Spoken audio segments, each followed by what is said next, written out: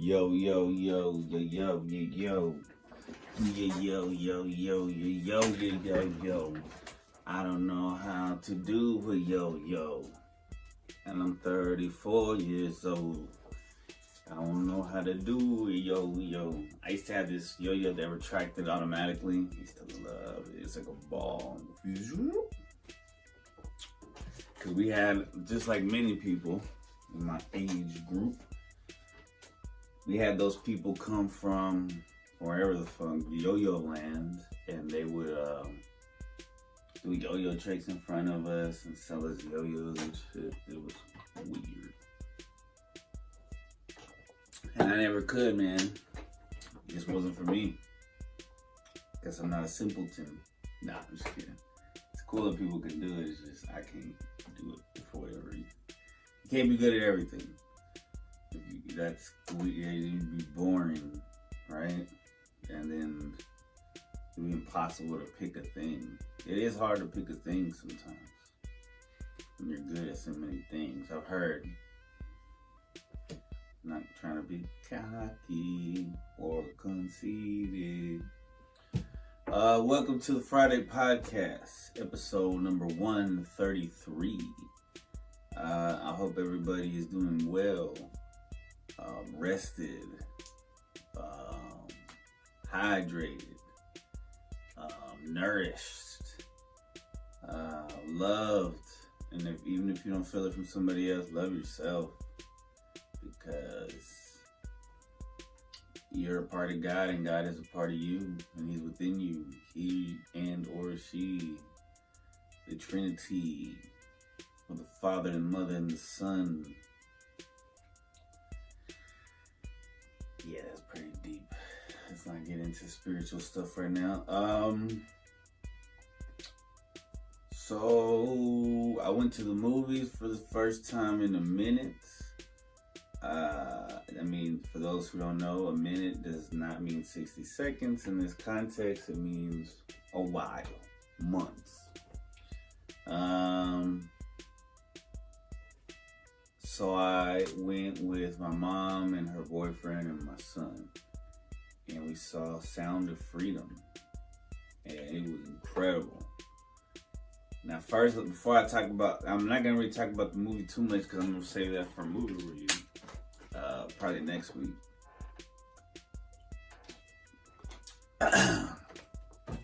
But what chicken butt?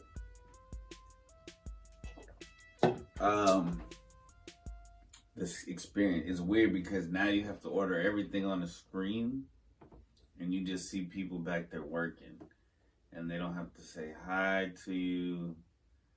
They don't wave, they don't smile, they're just making popcorn. It's like they're trying to take out the humanity out of the whole experience. Like,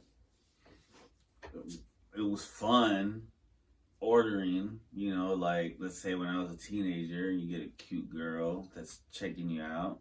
I mean, you know, literally at the counter, at the concession stand, and you know, gets your opportunity to spit a little game. Now, it's like they call your number, and they give you your shit, and you gotta go. They give you your popcorn, and your icy, and your water, or whatever. Yeah, man. So that kind of sucks. That blows. It takes away the smoothie experience, but whatever. It is what it is. It's the way of the future. We all knew this was gonna happen. We all knew this is where this was going. Pretty soon they'll have robots making popcorn at the movies. Yeah. Yeah. Anyway, so yeah, like I'm gonna talk about the movie later because I got some stuff to say. Good stuff and some bad stuff about people who trashing it. Haters gonna hate because what makes it even more interesting is that the movie beat out Indiana Jones on their opening weekend or whatever. So that's pretty tight for like more of an independent film company. But yeah, we'll go into that later. Alligators, fuck the haters. Let's see. I've been working on the EP I'm assuming it's gonna be an EP. I've been working on comic book, the redrawing and recoloring of Fallen Angels. Issue number 1. What else have I been doing? Studying the Bible. Shout out to Proverbs. Today I was reading up some Proverbs. Yo, bars. If you want to just flip something open and just read some dope shit, Proverbs. That's like some, it's like, what's the Aristotle, Socrates? It's like it's Stoic quotes, pretty much. But some of them are like, not so much though because it's in the Bible, so there's some stuff about love and also praise. So it's pretty dope. But also in the Apocrypha, if you never read the Apocrypha, I highly recommend it. The Common English Bible has it. It's kind of hard to find in this format now, but it is available digitally. The CEB, Common English Bible, and it comes with the Apocrypha. It's on the app, and there's this chapter called Sirach, Sirach, and there's some bars in there. 2 Esdras or 2nd Esdras, bars. When I say bars, I mean like dope lines, like heavy shit, like whoa, mind blowing. And 2 Esdras is similar. It kind of goes into some of the stuff that Revelations does, but it's less metaphorical, more. There's more explaining. I think it's pretty cool. It was pretty tight. Yeah, because I finished the slide because I don't have a new book to read yet, so I've just been going back and finding quotes and writing them in my journal. Went to the Parole Museum yesterday. That shit was dope. First time going. It's been open for years. I used to take my son to the Science Museum in Dallas. Now that doesn't exist, and now there's a Parole Science Museum, which is cool. It's cool how there's different levels. I didn't want to record anything because like last time I went to some place where I recorded, it was a museum. I got a fucking copyright strike, so I don't want to do that shit again. But that was I should have looked around for a sign that says it. I think there was a sign that said no pictures, no recording. I knew there was one that said no pictures, but I think I just didn't look around to see. And nobody told me shit, so whatever. Maybe they thought it was for my personal. But yeah, sharing it on YouTube will get you a strike, and you know how strikes work. You get 3 of them because for some reason baseball and Bill Clinton and the law decided 3 strikes, and you're out. And YouTube. So there's three formats that are 3 people, 3 things that agree with the 3 strike law.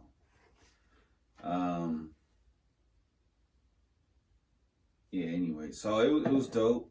It was pretty fun. It closes at 5. I think they should keep the cafe open till 5. That closes like an hour before the museum closes. Because I was hungry, I was famished, and I was ready to fucking eat something. Because I had they got renovations on several floors of the restrooms, so you have to find the floor with the restroom. And then I didn't know there's escalators and elevators and shit, so in one part I started going up the stairs. Those stairs, that's a high flight of fucking stairs, man. It's kind of steep too. So I was feeling it. My legs was feeling it. Cause the elevators, they don't move that fast anyway. So yeah, so I had to buy some snacks at the what's this shit called? The store, the store at the end. Forgot what they're called, the gift shop. Sorry, that might have been loud. If you're listening on the headphones, I apologize. I just hit the table with back scratcher. been using it as a pointer and as a scratcher. This probably sounds bad too. So yeah, I had to buy. I bought, and I was hungry, so I bought a bottle of water. They have like this only one kind of water. It's an aluminum bottle kind of water. I think it was called Rain. And I bought a bag of like trail mix, and I bought a bag of these pretzels with peanut butter in them, these little squares, and then some gummy bears. And I went to town. First I was going to do the trail mix, and then I was like, yo, let me get some gummy bears. And then I started eating those pretzels. And then, not long after that, I was like, I gave this rest, because I didn't eat that much of the snack. I ate a lot for me. I shouldn't eat that much. I gave them to my son and our cousins. I was like, hey, y'all finish this right here if y'all want them. And, they gobbled them up, no problem. They got stomachs of steel because they're teenagers. And then I had to find a restroom again because I had to drop a deuce.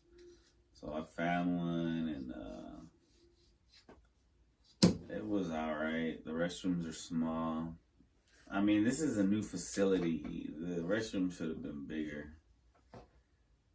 But whatever. Because they only got like a couple. One of them, they only had like a couple of fucking stalls and like a couple urinals and like one stall. And shit was bananas.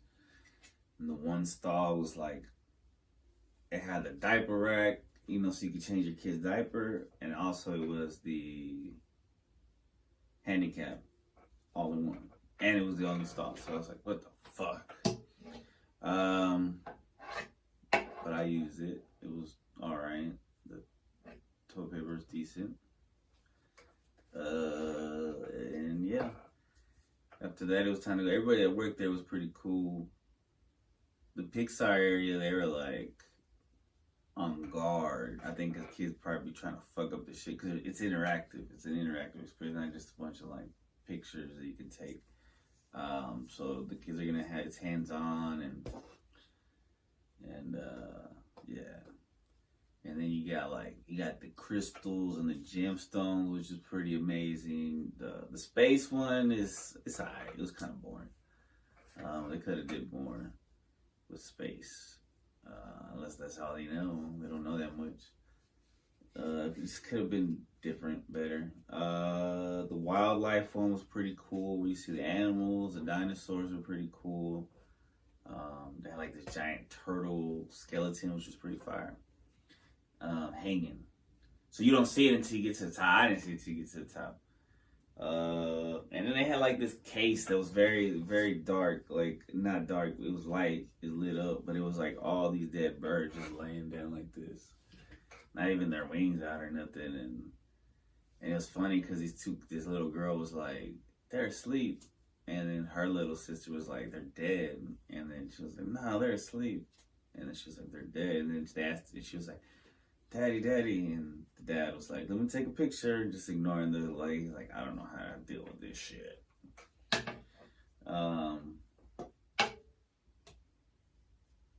Yeah, there were some games you could play, but most of it was packed.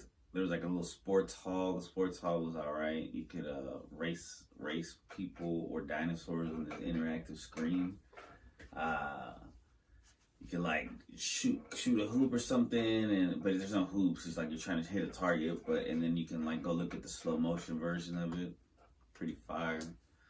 The Pixar shit was all right. It was pretty dope. Dinosaurs. I didn't go to. I missed a couple of them. Like there's an energy one or one that talks about humans and stuff, and I kind of missed that one. And the STEM one, I don't really get the whole coding and the robotics and shit. I'm not really into all that, so that was kind of boring for me. What else? Near the gemstones, they had like they're talking about gas and fracking, solar energy, and they had some models of water. I really think there was something to that old school science museum, and I'm glad I got to experience it with my son, because they had, it was just like it was like that he couldn't do the bubbles, the giant bubbles thing. He used to be able to, they had a bunch of live insects and stuff and lizards you could go look at. And, where's my comb? I've been looking for this for a minute. Hit it. Yeah, there was more interaction and shit. They had like sand. They had like this water thing where you could play with the water and make it go down like a waterfall. And you could build stuff. And yeah, it was just different. It was different. It's interesting that Perot, of all people, he's not a scientist. But I guess he funded it. Yeah, it's fine. It's cool. It's not the best science museum. We didn't go to the little kids part. Maybe that one was more what I'm talking about that the old one had. So to be fair, I did not explore the entire thing.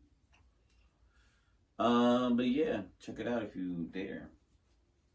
Parking was like $10, but it's covered parking. And then driving back to Arlen, Texas, you gotta get on that traffic. And that's rush hour, but it was fine. I got home safely. It's all good, baby. All right, y'all. Let's get into the random questions. Sorry, again, I'm not thinking loud. I'm thinking. All right, how far up Mount Everest do you think you could get if you had to climb it tomorrow? A mile? I have no earthly idea, but not that far. What do you typically have for breakfast? Yo, this summer's been pretty dope because my mom, she works for, well, you don't know, but where she works for, she gets the summer off. And then she's been making like potatoes. Today she baked up some like potato fries and eggs and bacon. So most of the time it's been that. It's been pretty nice.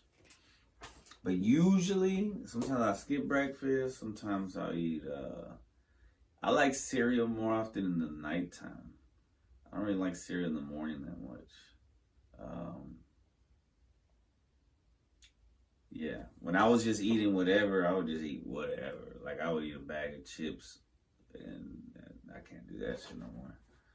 What carb are you addicted to? Speaking of chips, chips is a carb, right? I love chips. So I've been trying to eat smart food, popcorn and stuff. What age did you hit puberty and what was the worst thing about it? I got pimples. I still have the scars to prove it, but I got pimples and I guess I was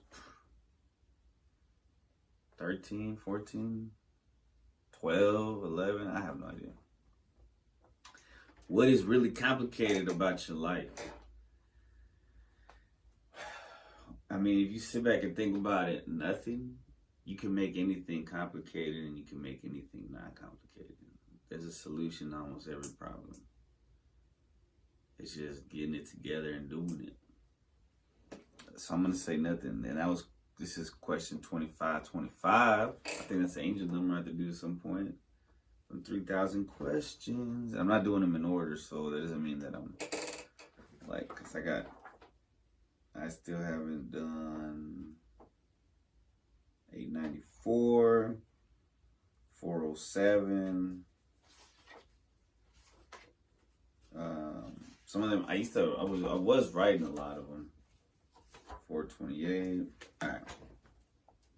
If you could afford to hire a personal assistant, what task would you give them to do? Ooh. Go buy stuff for me. Go buy all the stuff I need. Have you ever been to an art gallery? Nah, I don't think so. That's where I need to go next, is the Dallas Museum of Art. What's the smallest thing, the silliest thing you've ever cried about?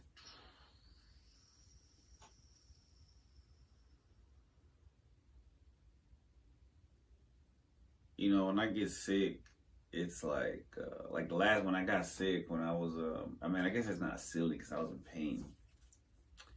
I can't think of something silly I cried about.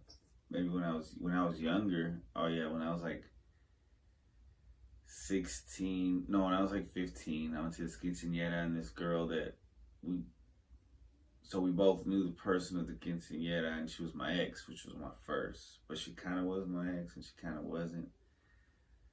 It was weird. It was on and off thing, and she was wearing some dude's glasses, and it was kind of like the episode of King of the Hill where Bobby Hill was like in love with that girl who was older than him. She's like, "Well, why are you dancing with those guys?" I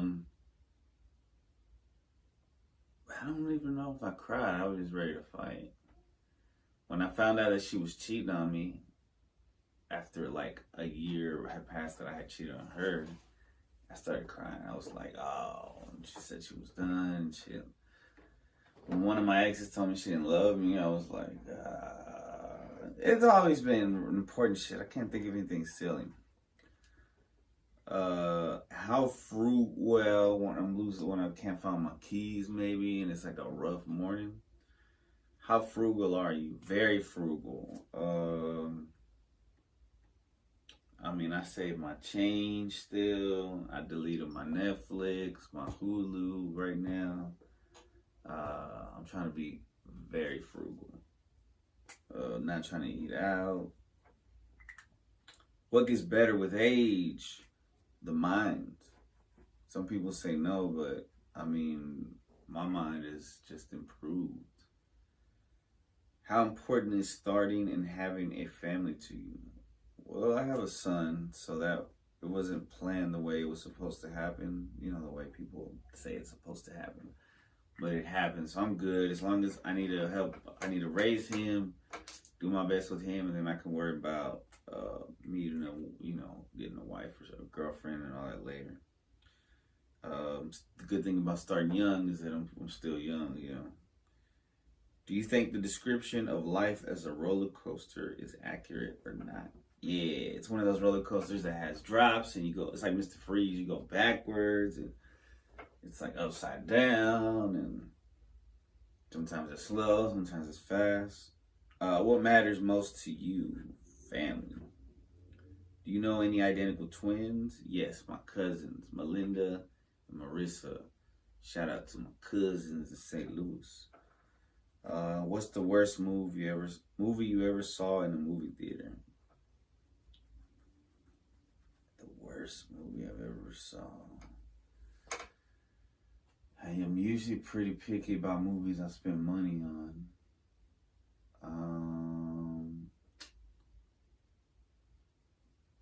We only walked out one time, but that was because my uncle and my cousins were like, "Fuck that, we're not watching the movie." And I was it was early 2000s, and I think it was Alexander, and we were it was Thanksgiving or something, and there ended up being like a gay scene, and my uncle and my cousin were like, "Look, we're getting the fuck out of here, let's get our money back. I'm not watching this shit." So we left. So I never watched it, but I don't know if that's the worst movie I've ever seen in a movie theater. I've seen the original Hulk. I've seen some good movies at the movie theater, man. I'm usually on point with the movies that I pick. Pixels, Detective Pikachu, Spider-Man, the original, the first animated one, and then I saw No Way Home, and I saw Jurassic Park. I saw classics, man, classics. The original Pokemon movie. Besides that, I don't know, because I didn't get to finish watching Alexander. Me and my friends, we were baked when the SpongeBob movie came out, so we saw that and we just fell asleep, but that was actually a good movie. The Goofy Goober! Alright, I'm going to take a break. I'm going to situate myself, get my laptop, and we'll get into the topics of the week. Angel number, all of it. All of it. Be right back. Alright. Welcome back, ladies and gentlemen. I don't know why I sang the last part. Oh, this is crooked.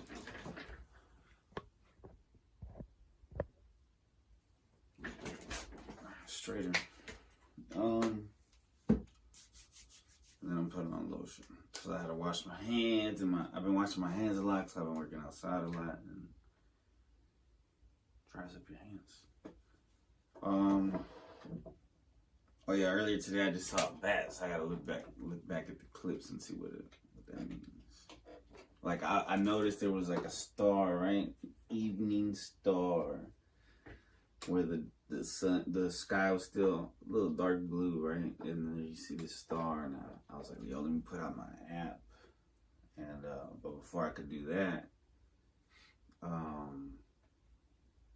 I distinctly saw a bat fly over my head. The last time I saw bats, it wasn't, I could tell they were bats, but I didn't get a good look. This time I got a real good look. It was pretty dope. And then I put out the app and it showed me there was a Venus. So that's pretty interesting. To me, anyway. I mean, it made me, completely nothing, but to me, it's amazing.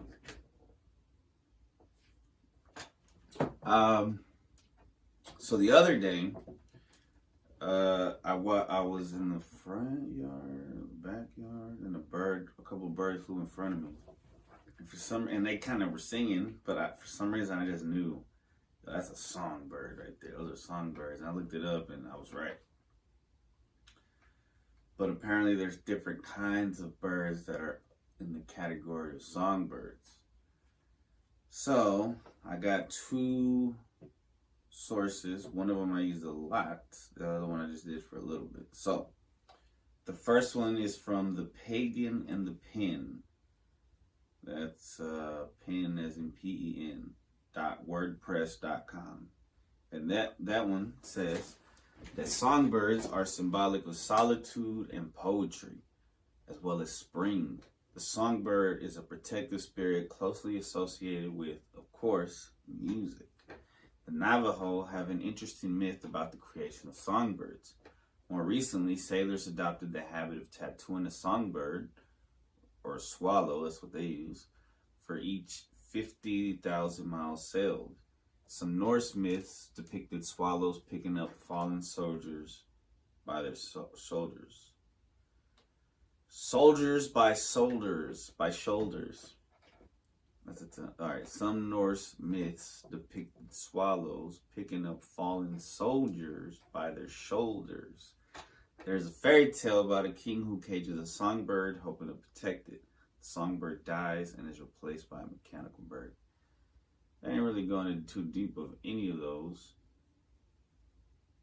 I wonder what the Navajo myth about the creation of songbirds is. I'm going to load up the internet while I continue reading.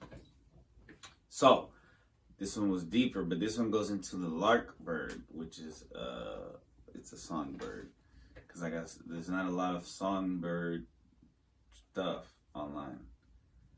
Of course, you'd be starting updates. All right. Spiritsandsymbolism.com says that the lark bird is a delightful songbird, and it's a symbol of spiritual growth and transformation associated with joy, hope, and appreciation for life's special moments, something we can all benefit from. The lark bird is rich in Native American symbolism and is considered to be a messenger. It is believed to represent new beginnings and joy. Oh no, kick me out. Symbolic messages tied to the lark are understanding, clarity, creativity, optimism, and hope. It can be seen as a reminder that brighter days are ahead, and that even though times may be turbulent now, there will come a time when things lighten up. It conveys the importance of paying attention to spiritual guidance while simultaneously enjoying ourselves in the present moment. Indeed, its symbolism encourages us to embrace joy with both arms and have faith in our own abilities. The lark bird holds rich symbolism throughout Eastern cultures, particularly in literature. In Indian mythology, the lark symbolizes love and a sense of devotion.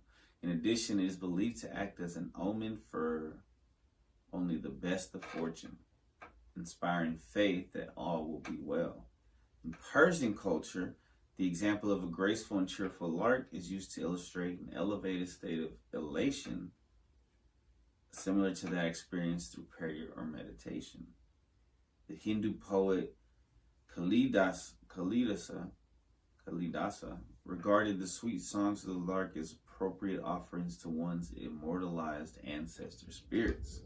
As such, it has been deeply intertwined with spiritual beliefs for hundreds of years, creating tangible connections between our earthly realm and that which lies beyond. Let's see this recording. Yes, it is. The lark bird has been a symbol of Christianity for thousands of years, appearing in traditional paintings and songs throughout the globe. Its story begins in the Old Testament, in which it was commanded by God to lead a choir of birds. I don't remember reading that. Gotta go back and check it out. The lark was also seen as a representation of rebirth and new beginnings when Jesus rose from death on Easter Sunday. It's more widely known as the bird with its head waved up towards heaven and singing praises to God. This powerful symbolic motif has endured throughout history, continuing to be depicted with messages of faith today. The humble lark symbolizes our relationship with the divine and is an enduring reminder of our spiritual connection. The lark symbol has a long-standing presence in Celtic culture, representing a variety of meanings throughout the ages. The lark's cheerful song and beautiful plumage have made it an iconic figure to many cultures around the world, serving as an inspiration to writers throughout time. In Celtic symbolism, the lark takes on a powerful representation of optimism and inheritance, with its lush feathers providing indication of prosperity and well-being. Not only that, but the lark bird is often associated with protection and battle, standing for courage and strength in times of difficulty.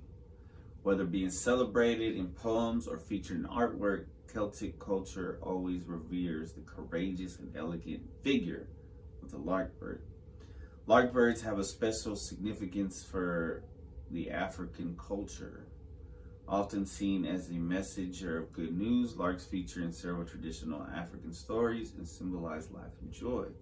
In some cultures, the song of the lark singing in the morning is thought to bring good luck for the forthcoming day. These small birds with their melodic voices also signify hope, connecting to the African culture to the beauty of the natural world. They are admired for the resilience and revered by many indigenous African societies who revere uplifting birds such as this. Lark birds remind us that no matter how difficult things seem, joy is always possible if you listen carefully. The lark bird has been associated with spiritual meaning due to its impressive characteristics. For example, this small bird often sings as the sun rises, heralding a new day. Many interpret this vocalization of joy as an exhortation for us to start each day with enthusiasm and optimism. The lark is also seen as a symbol of freedom and renewal, representing letting go of restraint and embracing change. The song speaks of the beauty and potential that comes from letting go of stress and worry, energizing ourselves with new possibilities on the horizon.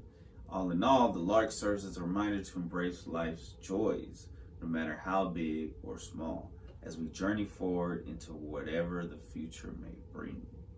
Throughout history, the lark bird has been seen as a symbol of good luck, as many cultures have believed that encounters with this species could be interpreted as good omens. For example, in ancient Greece, the lark was considered to be divinely blessed, and both Homer and Virgil wrote of watching larks rising up into the air in their poems. Further connections between the lark and the supernatural can be found in Nordic folklore, which tells tales. I like how they write, because it's a challenge to read. Tales of humans finding treasure after carefully observing where a lark lands after flying around their heads 3 times, clearly indicative of a blessing from above. Even today, people still place faith in these old superstitions, continuing to consider appearances from this species an illustration that something positive is yet to come. Alright, so I wanted to see what that supposed Navajo myth of creation of songbirds. Let's see what happens. Navajo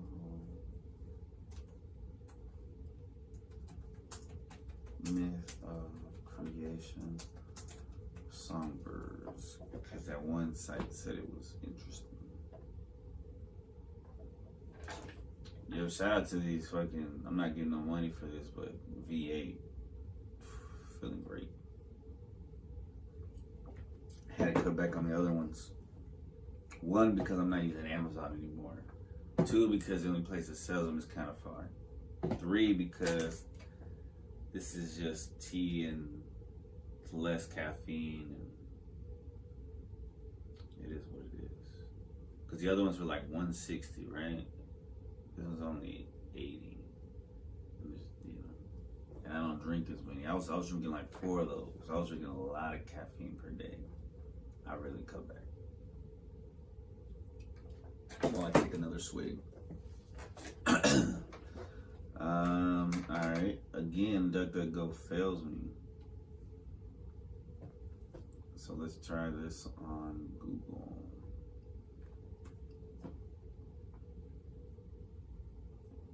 So, thank you. Top one, songbird creation. Oh. Alright, let's see what. Yeah. It has it. It talks about different people's theory of songbird creations.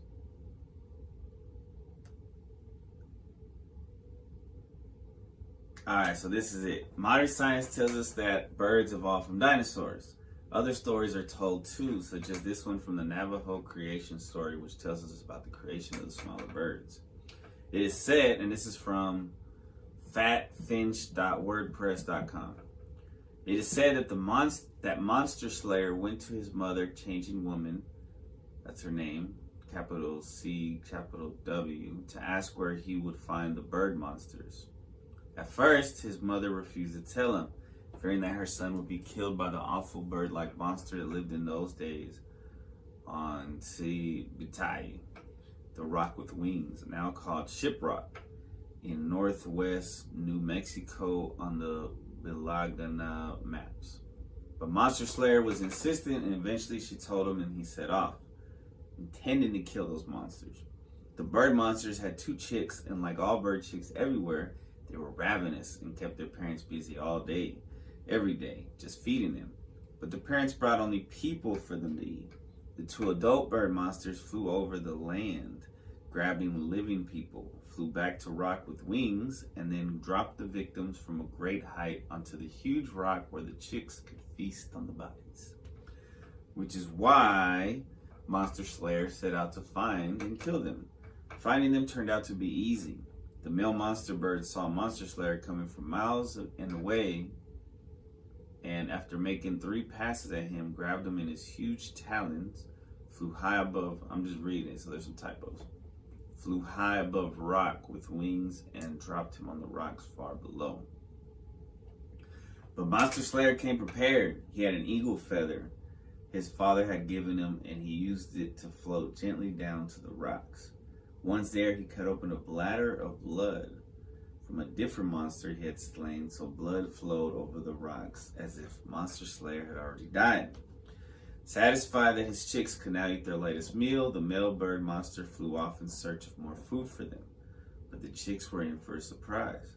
As they approached Monster Slayer, he leapt up and demanded that the baby bird monsters tell him exactly when both of their parents would return and where they would land on the rock with wings. Terrified, the chicks told him their father would return with the next male rain, and their mother and with the next female rain. They also pointed out exactly which rocks their parents would land on. Soon a male rain came with its lightning, thunder, wind, and hard rain. The male monster bird returned as foretold by his chicks, and Monster Slayer killed him by hurling a lightning bolt right through him. Later, a female rain, with its soft, gentle, quiet rain, arrived. The mother monster bird arrived, and Monster Slayer killed her too. The baby chicks started an awful howling, fearing that they were next. But Monster Slayer saw that they were still little and could be turned into useful birds, so he made one into an eagle and the other into an owl. But now it was late afternoon. The sun was declining in the west, and Monster Slayer was stuck high up on the rock with wings with no way to get down. Just then he spotted Batwoman walking on the ground by the great rock, and he called to her, asking for her to help him down. But Batwoman did not want to help because she thought of herself as being very ugly and she did not like for others to look at her. Eventually, though, she agreed to help Monster Slayer down based on his promises to her that she could have all the feathers from the male monster bird with which she could adorn herself and become beautiful. So, Batwoman, I didn't know this became a DC story. Just kidding. So Batwoman helped him down, though not without trouble, because Monster Slayer kept ignoring her commands to keep his eyes shut. After he was down, he gave her all the feathers, which she put in her basket. I promise this is almost done.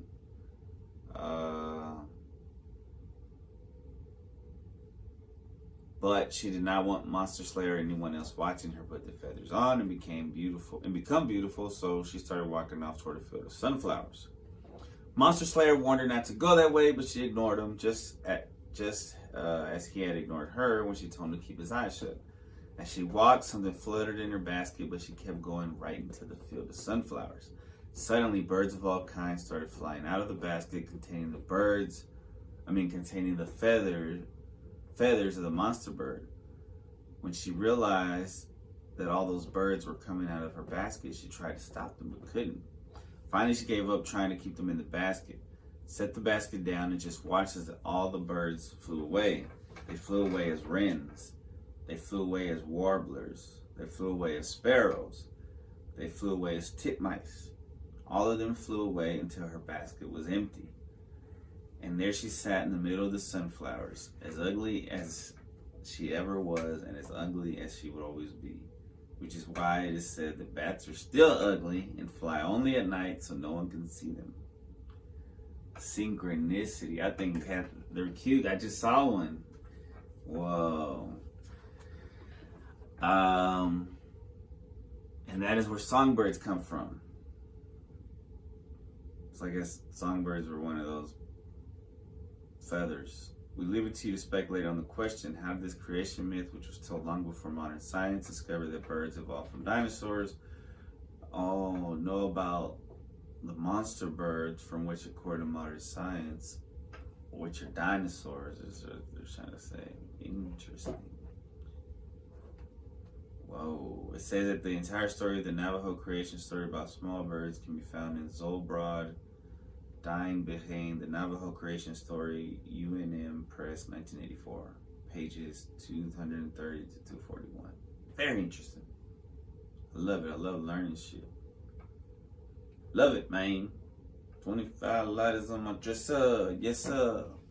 I got to get paid. Hey, hey. 25 lighters on my dresser. Yes, sir. Got to get paid. Hey, hey. Alright, let's see. See how long it takes for the angel number to load up. Boom, right there, baby. Angel number of the week, 686 from sunsigns.org. And love, 686 tells you that your spouse always yearns to hear the phrase, thank you, from you. Your spouse will feel most loved when he or she feels appreciated and respected. Never stop adoring and pursuing your spouse, no matter how long you have stayed in your marriage.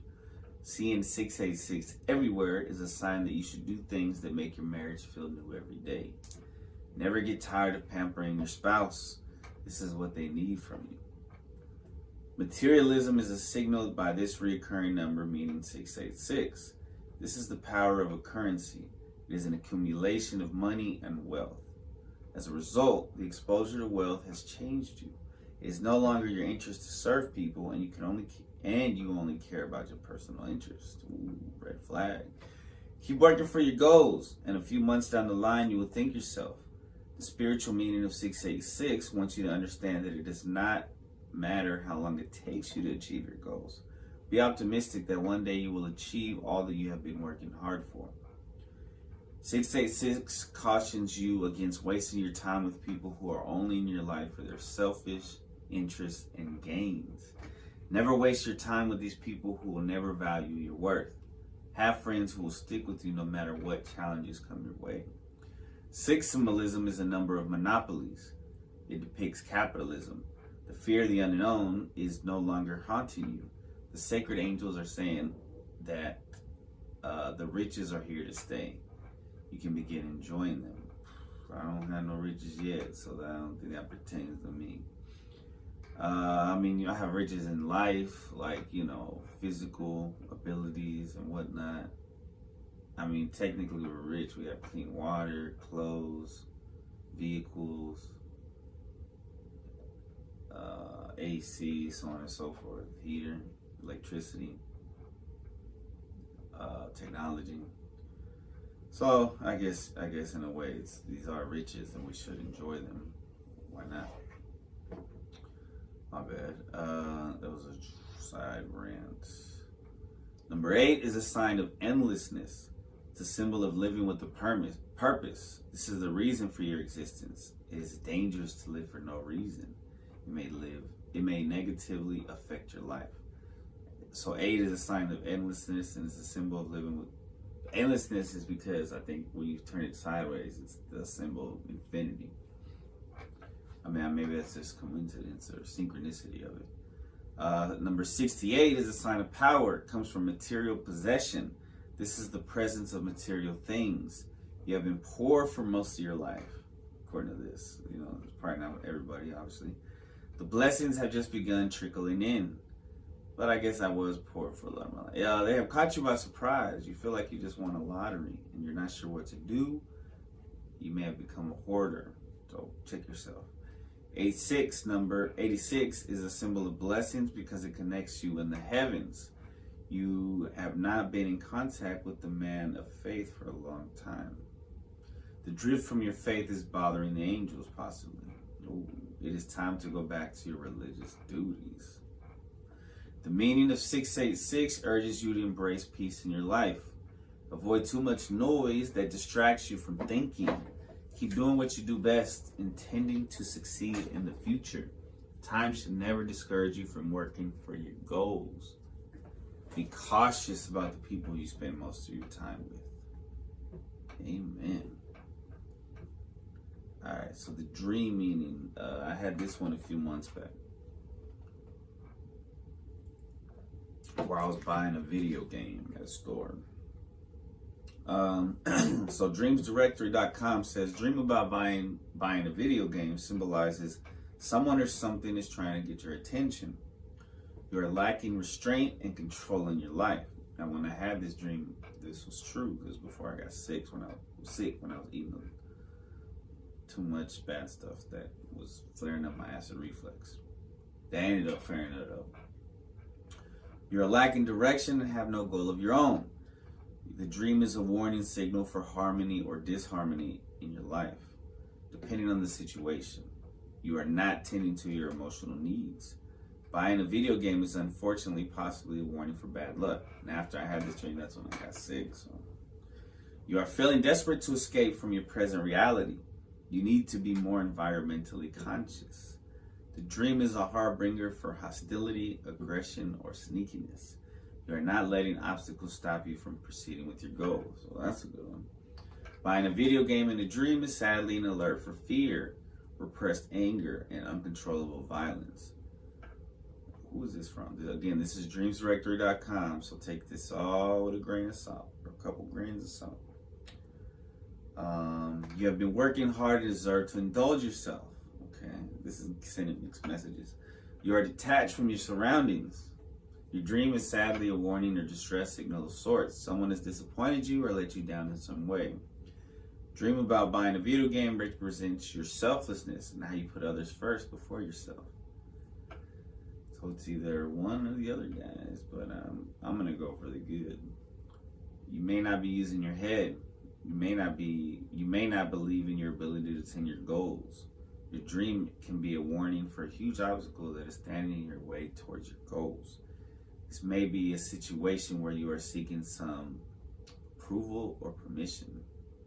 Buying a video game may state some anger issues. You may be relying too much on how you think rather than how you feel, or vice versa. You need to learn not to take yourself so seriously. This dream is an omen for issues of control and restraint. You may be pursuing empty and fruitless endeavors. Definitely with some of my addictions that I was going through at the time. All right, we're going to take another break. We'll be back with anxiety news, movie reviews, and Badass Woman in History and a film. You all ready now?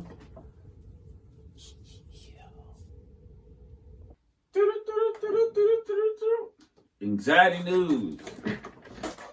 Christopher Chaos. This week we have from theguardian.com. It says it's from Opinion on Mental Health. I'm a psychologist. This is Lucy Foulkes, Foulkes. She says, sorry, I just had a peanut butter and jelly sandwich, which was just delicious, with sourdough bread. She says, I'm a psychologist with a history of anxiety. Treating it as a permanent problem might make young people feel worse. Interesting. When we give children the label but no tools to challenge it, their worlds grow smaller. My life's greatest moments involved me facing my fears. Interesting. She goes on to say this was published Sunday, the 9th of July, 2023. Modified the same day. All right. I was an anxious teenager, she says. For me, the issue was always worry, excessive, awful, irrational thoughts that started when she was about 10 and reached their crescendo when I was an undergraduate, when things fell apart entirely and I needed a lot of treatment to be able to function again. Before I got help, I had no language to describe how I felt and no adults around who understood what was happening. As the public conversation about anxiety continues to swell, I've been asking myself, would I have been better off as an anxious teenager today? Despite all the recent awareness-raising efforts, the reduction in stigma, the lessons in schools, and despite how hard it was navigating my own anxiety in silence, I find myself answering no. On the one hand, of course, it's better today. I didn't even know the word anxiety until I was about 20. If my parents and my school had understood what was happening, my life could have been very different.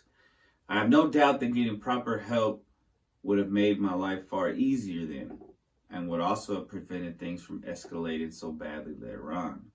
But growing up now would only be better if it meant access to support. And I'm not sure most teenagers have that.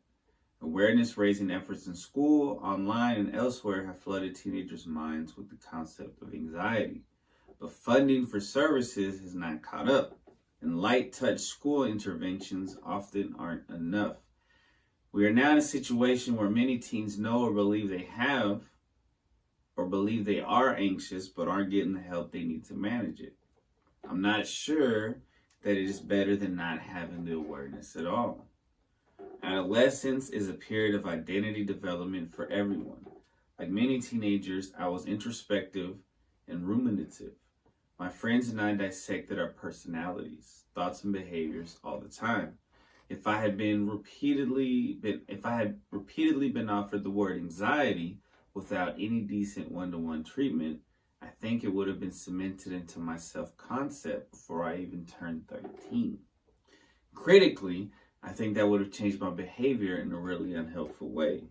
Today, as an academic psychologist, I am frequently emailed by teachers, clinicians, and university staff who say there has been a huge increase in the number of young people who ask not to do things because they are anxious.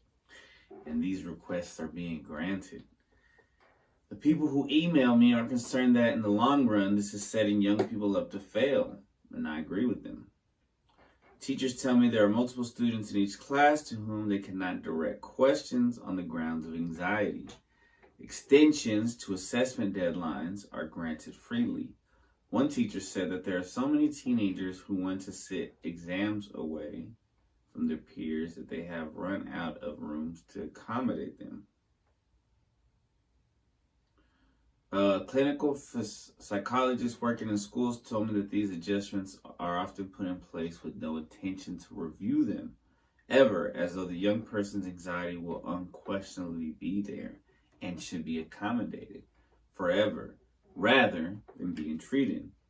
Sometimes, yes, permanent adjustments are necessary. If a child is being so badly bullied or so overwhelmed that they are terrified to go to school, of course alternative arrangements are needed.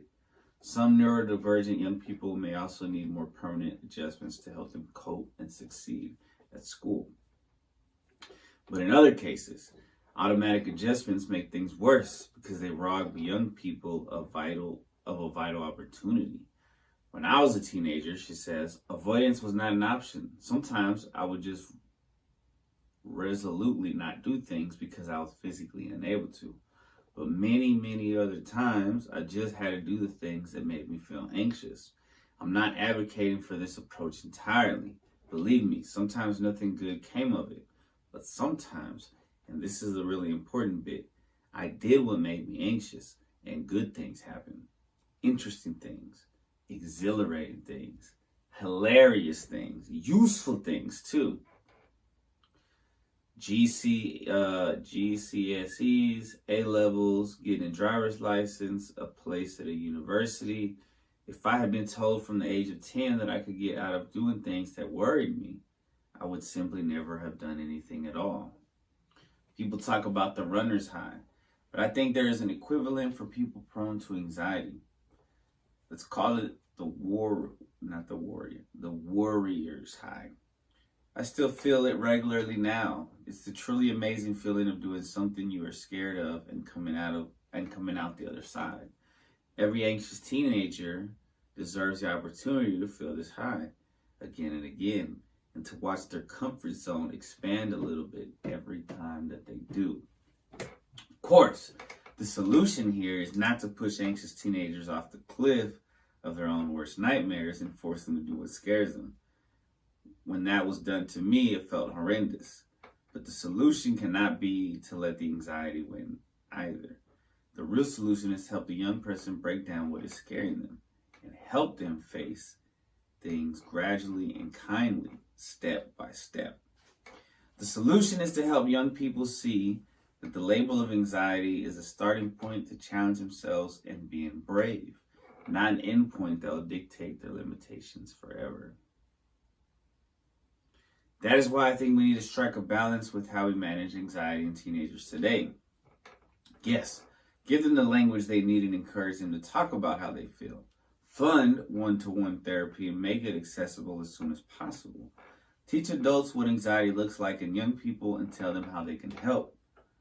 But as much as possible, avoid treating anxiety as if it is a permanent personality trait.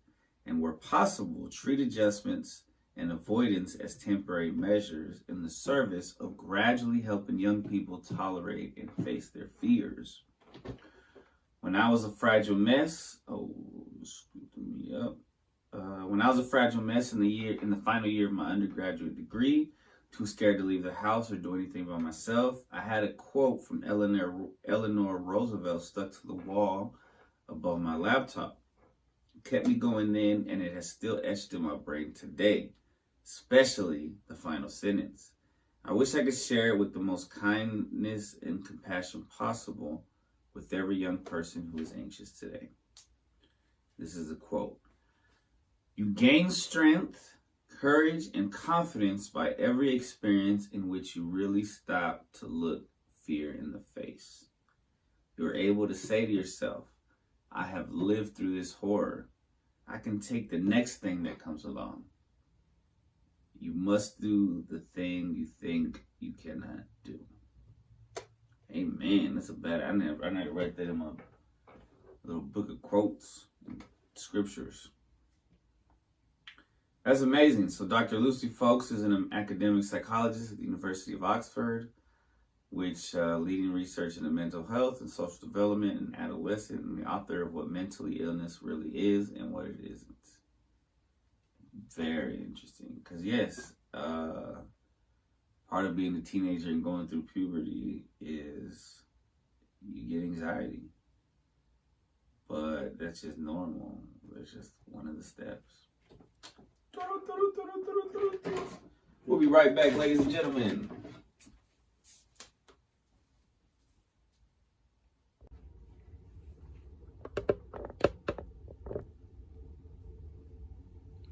Let's all go to the movies. Hopefully they don't sue me. Welcome, ladies and gentlemen, to movie reviews. I feel like it's crooked, but maybe it's not. This week we're gonna talk about Baby Boy. Excuse me.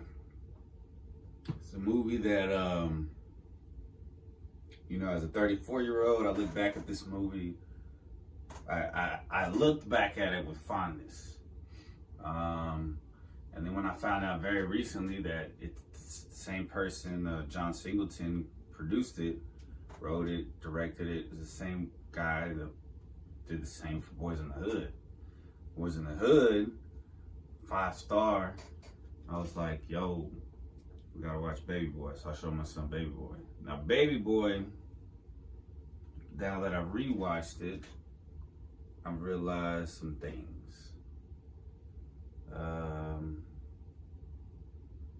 I realized that it's very hard to watch because the main character, Jody, or Baby Boy, is he's not a good guy.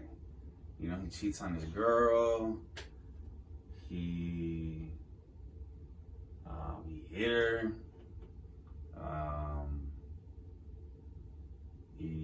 He's complaining about his mom's boyfriend, and he's pretty good to her, and his homeboy's annoying, and he's even worse than him, like yelling at his mother-in-law and his girlfriend. And so there's just these two. The main character, the protagonist, is more of an antagonist, so it's difficult to watch now. When you watch something like The Boys, that's just so fucked up, and there's so many fucked up people, you still have Huey, who's the protagonist and who has a heart the whole time. But Jody doesn't have that in this movie. Also, I grew up with my parents arguing a lot. So it can be triggering, because this movie is a lot of relationship arguing. They talk about sex differently. Boys in the Hood just beats it at that, in that aspect, because they go into sex, but they don't. It's not. But I understand what it's trying to represent. It's trying to represent. There are people out there like that. They're living like this, of all races, and there's just it's a negative thing that's true. Hopefully that's slowing down, but it is what it is. So it makes it hard to watch. Like it took a few times.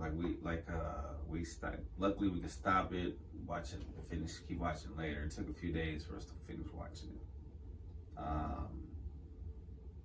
And then another issue I had with it when I rewatched it was the ending. Because Snoop Dogg's character rolls with these dudes that are like really will ride for him, apparently, like it's what they kind of insinuate. But then Snoop Dogg gets killed.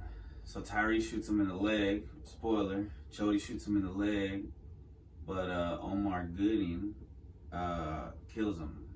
I forgot his character name. He kills him flat out. They dip. There's no repercussions for this. The boys don't come back to get him or shoot at him. They don't have any drama or nothing. So there's no repercussion. And then homeboy Omar Gooden gets baptized, and it's just hunky dory. Tyrese gets old girl pregnant again. It's really weird, like the scene where he eats her out, and she starts as she's coming, she starts seeing like visions of him in prison and her pregnant alone, and it's like, whoa. I mean, that was a cool scene. It's not. It's just like it's not for a young teenager. So I kind of feel bad showing my son, but it was all right. I think it had to be seen. I guess it's good that you saw it. So people. It's one of those movies that it's like popular culture, especially hip hop culture. So let me get into the. So if I'm gonna rate it, I'm gonna rate it right now, man. It's like a 2. It's got some good shit, but it's hard to watch. So it stars Tyrese Gibson, Snoop Dogg, Ving Rhames, Omar Gooden, AJ Johnson, Taraji P. Henson, which I'm gonna do my badass woman of history because she was also in another movie me and my son just watched called Kareem and Coffee. Coffee and Kareem. I mean, she's been in the game for a minute. It was released June 27, 2001, so the anniversary of it was just recently. It's 130 minutes, so it's not that long. It's a couple hours. It is long. It feels fucking super long. The budget was $16 million. Low budget film. They don't really do those anymore, and it made $29 million. So I guess it was a success. And Wikipedia describes it as an American coming-of-age hood comedy drama film directed, written, and produced by John Singleton. The main character, Jody, is a 20-year-old bike mechanic as he lives and learns in his everyday life in the hood of LA. This is interesting. The film was originally written with rapper Tupac Shakur in mind to play Jody. Shakur had previously worked with Singleton on Poetic Justice. However, following Shakur's murder in '96, Singleton decided to replace Shakur with R&B artist Tyrese Gibson. Additionally, the role of Rodney was originally written for Ice Cube, who had worked with Singleton on Boys in the Hood and Higher Learning. Yeah, I need to check those movies out because I never watched Poetic Justice, unfortunately, and I haven't seen Higher Learning. The film marked the feature acting debut of Gibson and provided Henson with her first prominent role. Released in the U.S., as I said, in '01, received predominantly positive reviews from critics and audiences, with many deeming it as his best film since Boys in the Hood, but it underperformed commercially, grossed to $29 million against a 16. I guess, yeah. I mean, that's almost double, but whatever. The film is also the final feature film written by Singleton, as he did not write any of his later feature-length directional projects before his death. Oh, I didn't know he died. Rest in peace. In April of 2019. Whoa. So it goes into the plot. I'm not going to read that.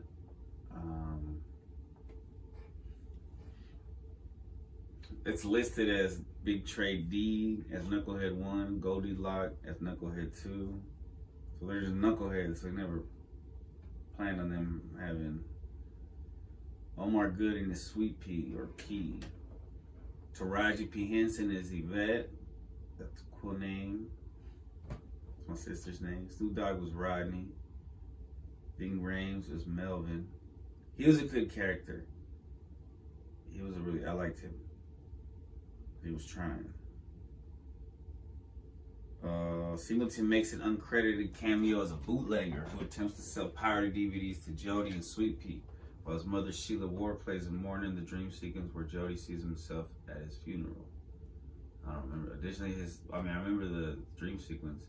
Additionally, his daughter Cleopatra Singleton appears in the beginning of the film as Lil Nut, Jody's daughter with Peanut. Oh, that's cool.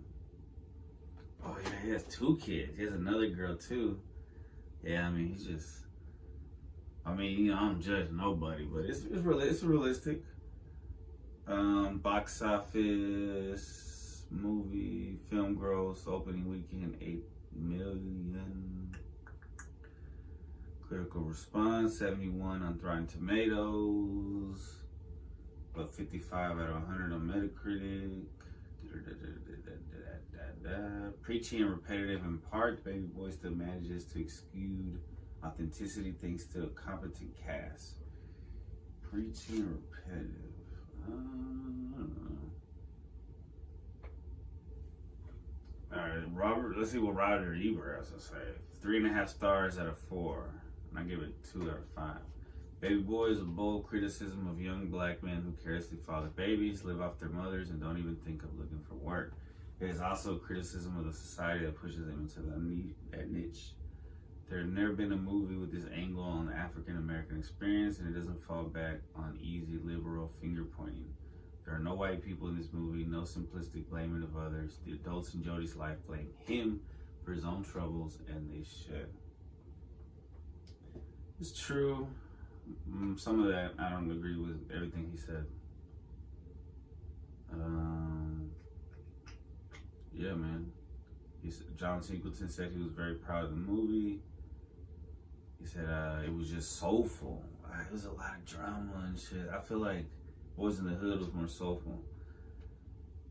In my opinion.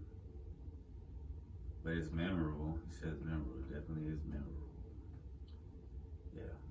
Alright. Be right back with Old Badass Woman and Her Story.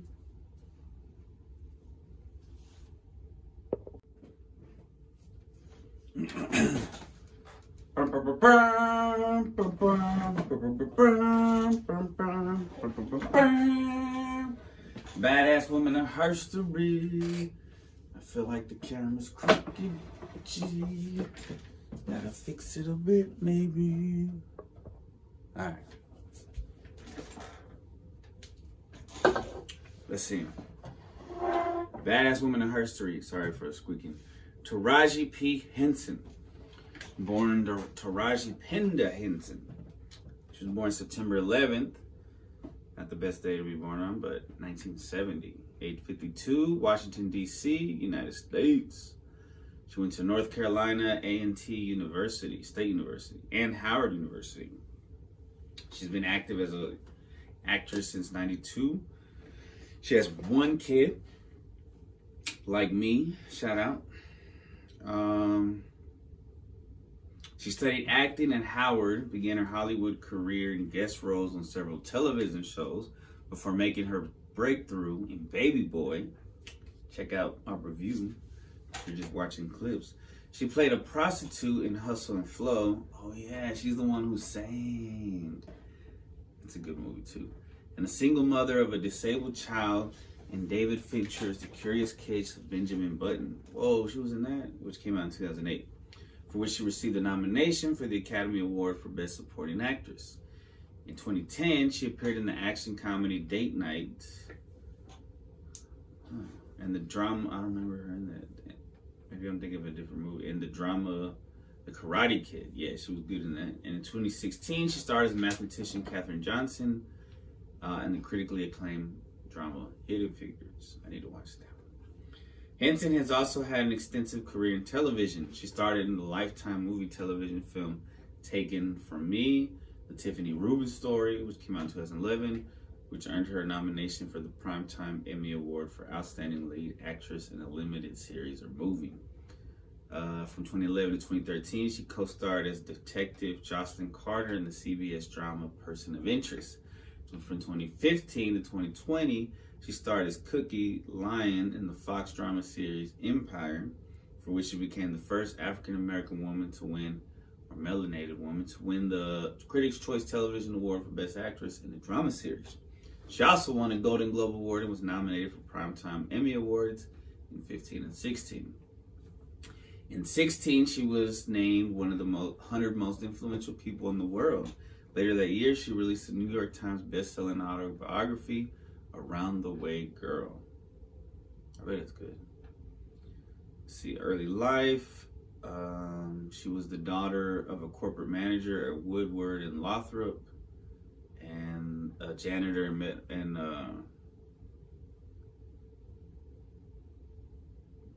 That's her mom. That was her mom. She was a corporate manager. Her dad was Boris Lawrence Henson, a janitor and metal fabricator. She has often spoken of the influence of her maternal grandmother, Patsy Ballard, who accompanied her at the Academy Awards the year she was nominated. Her first and middle names are of Swahili origin. Taraji means hope, and Penda means love.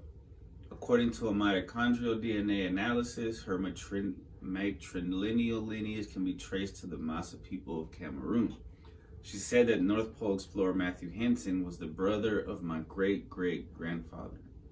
Oh, that's dope. Henson graduated from Oxon High School in Oxon Hill, Maryland in '88. She attended North Carolina Agricultural and Technical State University, where she intended to study electrical engineering before transferring to Harvard University to study drama. Thankfully, to pay for college, she worked mornings as a secretary at the Pentagon and evenings as a singing, dancing waitress on a dinner cruise ship, Spirit of Washington. Whoa. Early career, 2001 to 2014, she received her SAG membership card in the early 90s for doing 3 roles as a background performer. Her first prominent role was in the '01 comedy film comedy drama, where she portrayed Yvette alongside singer Tyrese Gibson. In '05, Henson was in the independent film Hustle and Flow as Suge, the love interest of Terrence Howard, who portrayed the male lead DJ. She made her singing debut in the film, which was nominated for 2 Academy Awards and won 1. In '08, she appeared with Brad Pitt in The Curious Case of Benjamin Button, where she played Queenie, Benjamin's mother, and for which she received an Academy Award nomination for Best Supporting Actress. In an interview with Lauren Vieira of the Chicago Tribune, she noticed that Queenie is the embodiment of unconditional love. She did 2 Tyler Perry films. She did the remake of Karate Kid, Jackie Chan. The reviews were lackluster. Film was commercial success. I thought it was decent. I liked it. I mean, I never watched the original full Karate Kid, unfortunately. She did Lifetime movies. She did a large ensemble movie, Think Like a Man. She also did the sequel. She did Hidden Figures, which was, all the awards. Well deserved, I'm sure. She starred in a Sony Screen Gems thriller drama film Proud Mary as a hit woman whose life is turned around when she meets a young boy who awakens the maternal instinct she never knew she had. Interesting. She starred in another Tyler Perry. She voiced the character Yes in Disney's Ralph Breaks the Internet. Interesting. In February of 19, she starred in What Men Want, based on that What Women Want, as a female sports agent looked down upon by male colleagues who gains the power to hear men's thoughts. That's probably a gross movie. In April 19, she starred in the historical drama The Best of Enemies, portraying civil rights activist Ann Atwater. Oh, but that one's good. Henson is also slated to star in and produce The Emmett Till Story, a film about Emmett Till, a 14-year-old black Chicago teen who was abducted, tortured, murdered, and dumped in a river by 2 white men in rural Mississippi in 1955, which recently that lady came out and said he was innocent. She falsely accused him. She should be arrested. I don't know what happened with that. Anyway, she's going to play his mother, Mamie. She was on The Smart Guy. She was on The House.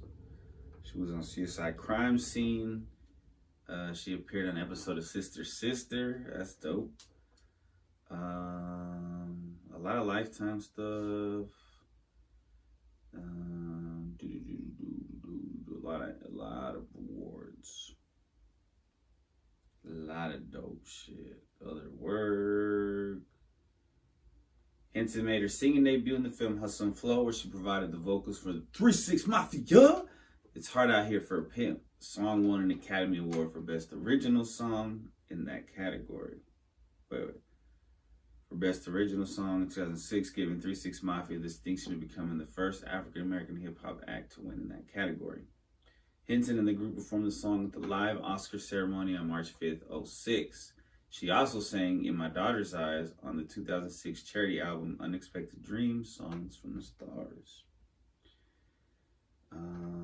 She was in the rapper Common's music video, Testify, interesting, as the wife of a soon-to-be convicted murderer. Oh, yeah.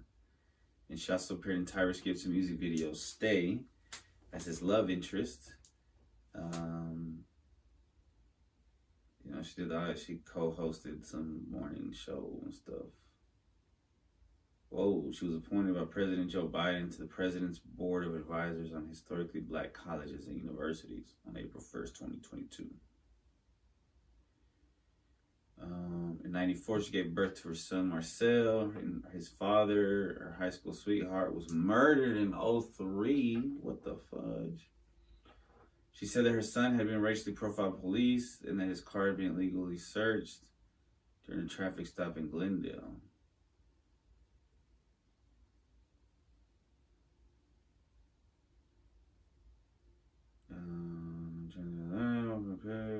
Made smoking marijuana 2 hours before driving. Hashish oil and marijuana found in the car 40 minutes after the video was made public. Henson said, I would like to publicly apologize. The mother's job is not easy, and neither is a police officer's. A supporter for the people of ethical treatment of animals, Henson appeared nude in an ad. Oh, PETA, she was down with PETA. She appeared nude in an ad for the I'd Rather Be Naked Than Wear Fur campaign. She joined PETA again for their 13 campaign, Be an Angel for Animals. She posed with her family dog, Uncle Willie. Chain dogs suffer day in and day out, the ad stated. They're cold, hungry, thirsty, vulnerable, and lonely. Keep them inside where it's safe and warm. Real shit. And cool. She posed nude for the May issue of Allure magazine in 2012. 2017, apparently she announced that she would switch to a vegan diet. 2018, she got engaged to former NFL player. They ended it in 2020. She disclosed it on The Breakfast Club. She's a Christian and considers acting to be a spiritual experience. That's pretty dope, man. Shout out to her. Badass woman of herstory. I mean, this is new herstory, so it's okay. I mean, it's not like old herstory like I usually do. It's current, but I mean, she's a badass woman of herstory. You know what I'm saying? And I felt it was right because I just did Baby Boy. Whatever. Alright, we're gonna take a break. I'm gonna find a beat and then we'll do a freestyle and hit the streets, yo.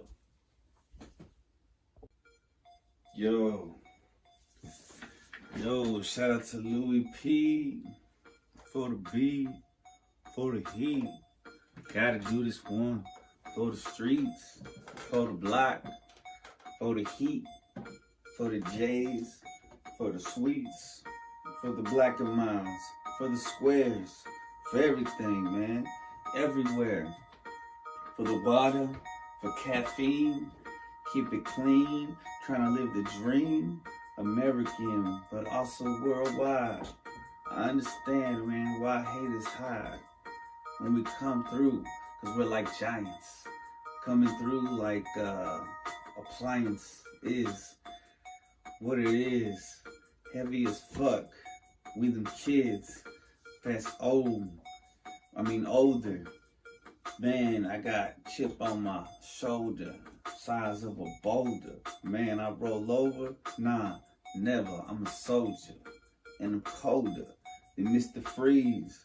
What it do, man? I'm chilling in the breeze.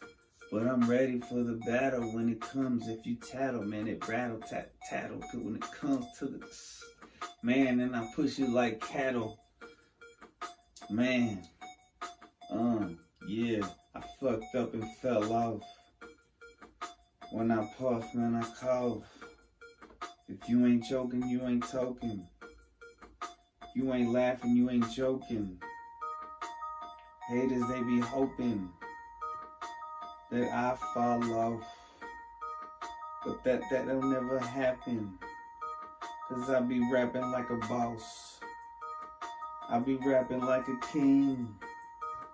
Hey, what's that? Is that my phone ring? Nah, it's just a foul beat. Then I'm wrecking for the street. And I'm wrecking for the podcast, baby.